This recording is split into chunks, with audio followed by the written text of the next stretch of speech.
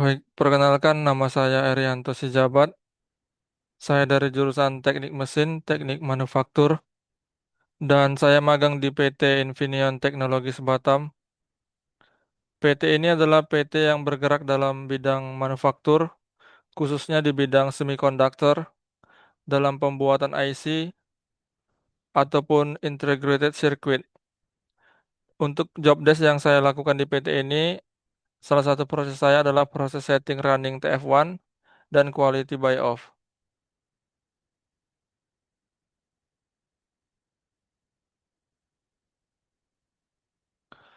Untuk TF1 adalah dedam dejang proses. Ini adalah mesin yang saya gunakan untuk biasa saya bekerja, job desk saya, yaitu mesin Vico Compact Line X.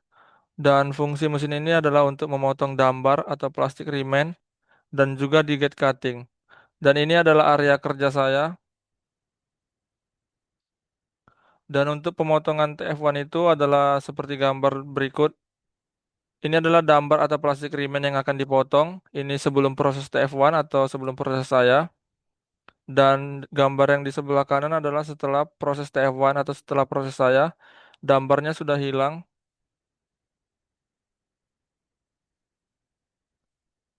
Dan ini adalah proses pemotongannya menggunakan trimming forming atau tooling.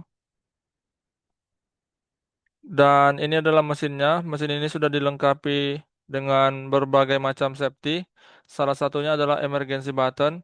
Safety ini dapat dipencet apabila terjadi masalah yang besar seperti keluarnya asap dalam mesin ataupun terjepitnya sesuatu barang atau tangan. Dan yang kedua itu adalah unlock door automatic. Ini berfungsi untuk mengunci pintu saat pintu ditutup dan dia langsung otomatis kunci pintu.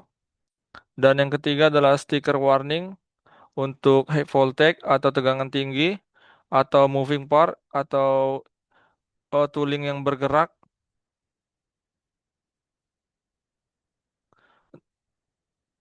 Dan ini setup mesin yang saya lakukan. Yang pertama itu saya memasang pick and place. Ini adalah gambar di mana pick and place-nya belum dipasang. Dan yang kedua itu TF1 die set. Dan yang ketiga itu magazine. Dan untuk gambar yang di bawah adalah before before after sebelum dipasangnya pick and place, TF1 die set dan magazine.